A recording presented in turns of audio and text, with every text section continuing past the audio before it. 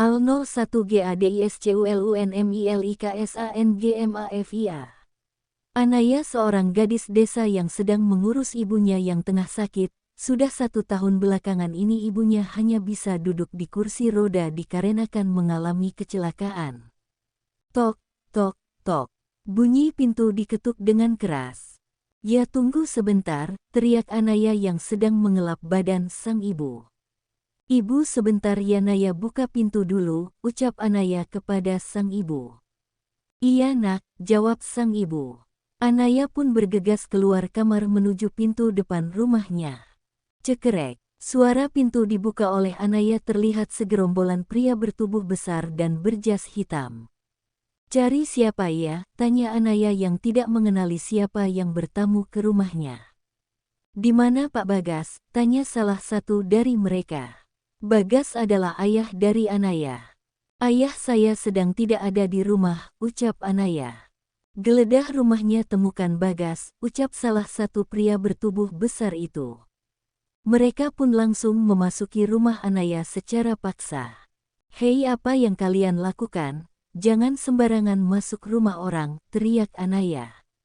Namun tak dihiraukan oleh para pria bertubuh besar itu. Hei, hentikan, teriak Anya lagi. Lapor bos Bagas tidak ada di rumahnya, ucap salah satu anak buah dari salah satu pria berjas hitam itu. Kalian sudah mencari ke seluruh ruangan, tanya orang itu lagi. Sudah bos, di dalam cuma ada wanita parubaya yang lumpuh, ucap anak buahnya. Ayo kita pergi dari sini, kita lapor pada bos besar kita, ucap orang itu. Baik bos, ucap salah satu anak buahnya. Mereka pun pergi meninggalkan rumah Anaya yang berantakan akibat ulah mereka. Anaya pun berlari masuk ke dalam rumahnya, ia mengkhawatirkan sang ibu. Ibu tidak apa-apa, tanya Anaya yang langsung menghampiri ibunya dan memeluknya. Ibu tidak apa-apa nak, siapa mereka dan mau apa mereka datang ke sini, tanya sang ibu. Aku tidak tahu bu. Tadi mereka datang mencari ayah bu, jawab Anaya. Apa ayahmu berhutang lagi? Tanya sang ibu lagi. Aku tidak tahu bu, jawab Anaya. Ya sudah, kita tunggu ayahmu pulang nanti kita tanyakan pada ayahmu, ucap sang ibu. Baiklah bu, Naya ingin membereskan kekacauan ini dulu ya bu, ibu di sini saja, ucap Anaya. Iya, kamu tidak pergi ke ladang Nay, tanya sang ibu. Untuk hari ini Naya libur dulu bu, mungkin besok Naya ke ladang lagi, ucap Naya. Ya Anaya sering bekerja di ladang untuk merumput di bawah pohon kopi milik Juragan Gatot. Nanti kamu dimarahin Juragan Gatot Nay, ucap sang bunda mengkhawatirkan Anaya. Nanti Naya izin bu sama Juragan, ucap Anaya. Ya udah terserah kamu, ucap sang ibu. Anaya pun mulai membersihkan rumahnya yang berantakan akibat perbuatan segerombol orang tak dikenal tadi.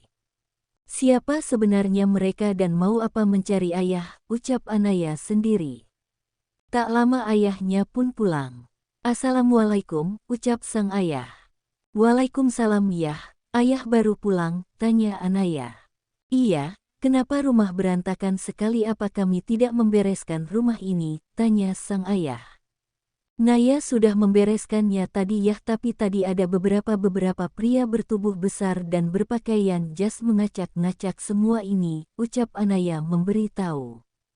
Pria bertubuh besar dan berjas, mau apa mereka ke rumah kita, tanya sang ayah yang belum mengetahui orang yang datang tadi. Mereka mencari ayah, ada masalah apa ayah sama mereka, ucap Anaya. Seketika muka Pak Bagas ayah Anaya pun langsing pucat ketakutan. Kenapa ya? Apa ayah punya hutang kepada mereka? Tanya Anaya lagi. Tidak, ayah tidak mengenalinya, ucap ayah gugup. Ya sudah, kalau ayah tidak mengenalinya nanti kalau mereka datang lagi akan Anaya panggilkan warga untuk mengusir mereka, ucap Anaya. Jangan Nay, kalau mereka datang jangan kamu bukakan pintu, ucap sang ayah ketakutan. Di tempat lain ada seorang pria bertubuh besar tengah menikmati secangkir kopi di tangannya. Ia duduk di balkon kamarnya. Tak lama handphonenya berbunyi pertanda ada seseorang yang menelpon. Halo bos, uap anak buahnya di seberang telepon. Ya, yang menelpon adalah anak buahnya. Hanya Deheman yang ia jawab. Lapor bos, Bagas tidak ada di rumahnya. Kami sudah menggeledah rumahnya namun dia tidak ada bos, yang ada hanya anak dan istrinya saja, ucap anak buahnya. Kejar dia sampai dapat, jangan biarkan dia melarikan diri, ucapnya. Baik bos, ucap anak buahnya. Ia langsung memutuskan sambungan teleponnya.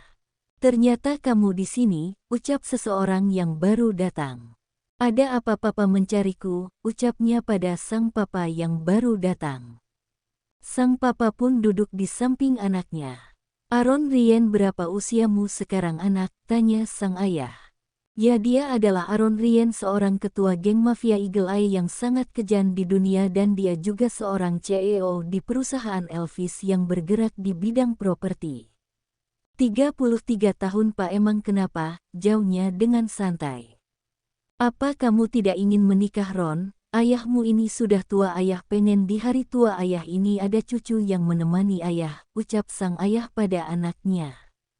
Ayah kan tahu sendiri aku tidak pernah berhubungan dengan wanita, bagiku wanita sama saja tidak ada yang setia dan menjijikan, ucap Aaron. Tidak semua wanita seperti itu nak, meskipun ibumu dan mantan kekasihmu itu pernah mengkhianati kita, di luar sana masih ada wanita yang baik dan setia, jadi jangan kamu menyimpulkan kalau semua wanita itu sama, ucap sang ayah menasehati putranya. Aaron hanya diam tak menjawab apapun. Menikahlah nak, supaya kamu bisa menyambung hidupmu kelak agar tidak kesepian di hari tua nanti, ucap sang ayah. Baiklah pak, aku akan menikah, ucap Aaron untuk menyenangkan sang ayah. Benarkan nak, tanya sang ayah seolah-olah tak percaya. Iya pak, aku melakukannya demi papa, ucap Aaron. Sang papa langsung memeluk anaknya. Terima kasih nak, ucap sang ayah. Apapun akan aku lakukan agar papa bahagia, ucap Aaron. Ya sudah kalau begitu papa istirahat dulu ya, kamu jangan lupa istirahat, jangan begadang terus, ucap sang ayah. Baiklah pak, ucap Aaron.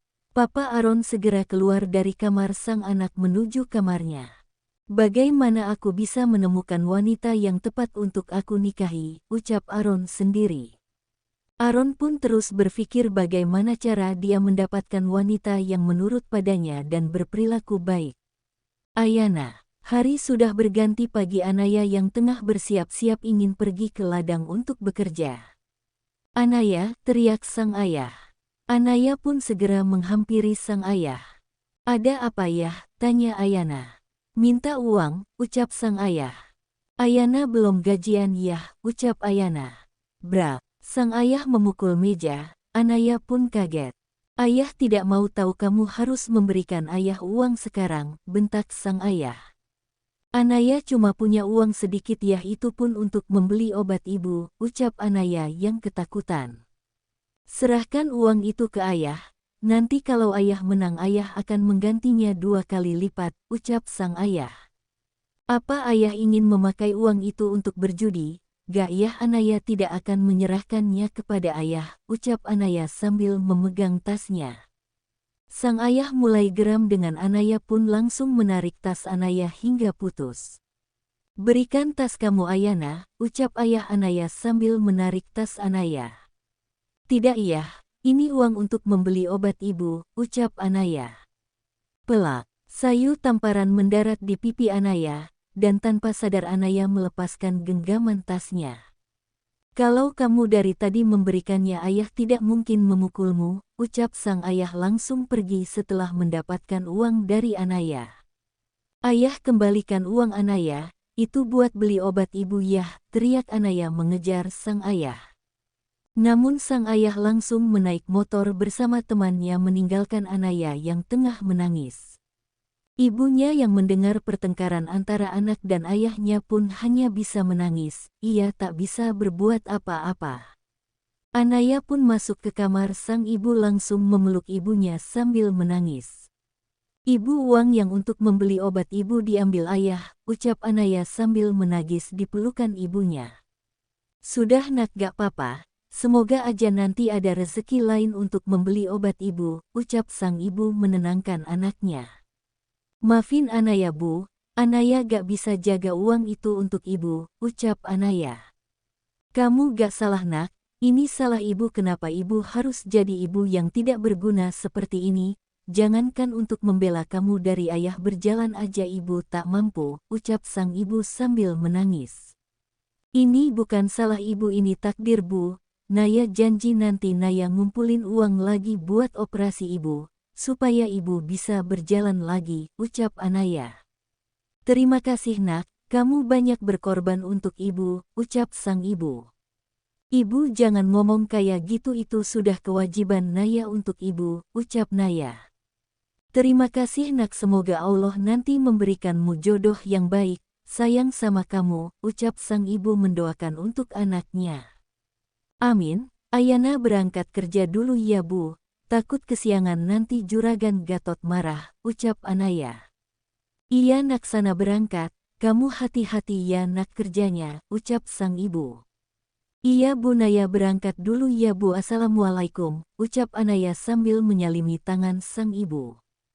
Iya nak, waalaikumsalam, ucap sang ibu. Anaya pun pergi meninggalkan ibunya sendirian di rumah. Namun sebelum ia meninggalkan sang ibu, ia telah menyiapkan segala keperluan sang ibu mulai dari makanan dan minuman. Setelah sampai di ladang, Naya langsung dihadang oleh Juragan Gatot. Naya, kenapa kamu kesiangan? Tanya Juragan Gatot. Maaf Gan, tadi Naya mempersiapkan keperluan ibu dulu Gan, jawab Anaya. Makanya kamu jadi istri saya aja supaya kamu tidak usah kerja lagi, cukup mengurus aku dan ibumu. Kebutuhanmu tercukupi, ucap Juragan Gatot. Maaf Gan, saya harus bekerja, permisi, ucap Anaya langsung pergi meninggalkan Juragan Gatot. Naya, ini yang saya suka dari kamu tidak gila harta seperti istriku yang sekarang, ucap Juragan Gatot. Di sisi lain Aron tengah duduk melamun di markasnya memikirkan ucapan ayahnya, tiba-tiba ada yang mengetuk pintu. Tok, tok. Masuk, ucap Aron. Lapor bos Bagas telah kami tangkap, ucap anak buah Aron. Di mana dia sekarang? Tanya Aron. Sedang dalam perjalanan menuju markas bos, ucap anak buah Aron. Di mana Billy? Tanya Aron. Billy adalah sahabat sekaligus tangan kanan Aron di dunia hitam. Tuan Billy sedang melaksanakan transaksi penjualan senjata bos, ucap anak buah Aron. Kalau dia sudah pulang suruh dia menghadapku, ucap Aron. Baik bos, jawab anak buah Aron.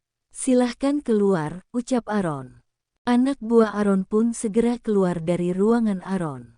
Aku akan minta pendapat Billy tentang permintaan papa, ucapnya sendiri. Permintaan apa? Ucap seseorang yang baru saja membuka pintu ruangan Aron.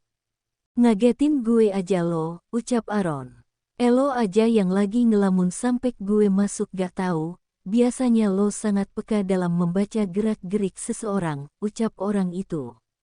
Kapan lo pulang? Perasaan gue tadi tanya sama anak buah gue lo lagi transaksi, tanya Aron. Baru aja, kenapa lo nyari gue, ucapnya. Gak apa-apa, gue cuma mau minta pendapat lo aja Bill, ucap Aron. Ya, yang baru datang ialah Billy. Pendapat apa? Tanya Billy. Gidi suruh bokap nikah, ucap Aron. Billy yang sedang meminum kopi pun tersedak. Uhuk. Lo serius? Tanya Billy. Aron hanya menganggukkan kepalanya. Lo mau nikah sama siapa? Pacar aja gak punya. Jangankan pacar, deket sama cewek aja gak lo, selain tuh sama Sinta anak buah lo, ucap Billy. Ya mangka dari itu gue bingung, ucap Aron. Tar deh gue minta bantuan Sean buat cari wanita yang pas buat lo, kalau gue boleh tanya emang lo gak anti perempuan lagi, ucap Billy. Gak tahu, sebenarnya gue mau cari cuek yang bisa gue manfaatin supaya papa gue seneng, kalau gue mah ogah deket sama cewek, ucap Aron. Hati-hati lo sekarang bilang ogah, ntar kalau udah jatuh cinta jadi bucin lo, ucap Billy. Apa tuh bucin? Tanya Aron yang tidak mengerti. Budak cinta, hahaha, tawa Billy. Gak mungkin gue seorang Aaron Ryan ketua mafia Eagle Eye yang kejam tidak akan jadi budak cinta, ucap Aaron. Iya deh, gue pegang kata-kata lo, kalau lo jadi budak cinta lo harus beliin gue mobil sport keluaran terbaru, ucap Billy. Siapa takut gue beliin gak cuma satu tapi dua kalau gue jadi budak cinta, ucap Aaron. Oke deal, ini suara lo udah gue rekamnya. Suatu saat lo lupa gue kasih rekaman ini, ucap Billy sambil memegang handphonenya. Iya terserah lo. Oh ya, gue mau tanya gimana tadi transaksinya? Lancar, tanya Aaron. Semuanya beres terkendali. Oh ya, gue tadi denger ada yang gak mau bayar hutang sama lo, tanya Billy. Iya, orangnya lagi dibawa ke sini oleh anak buah gue, ucap Aaron. Emangnya diri mana kok lama banget nyampeknya, tanya Billy. Dari desa dia kalah judi terus minjem sama anak buah kita, ucap Aaron. Oh, mau lo apain tuh orang, tanya Billy lagi. Lihat aja tar, ucap Aaron sambil tersenyum sinis.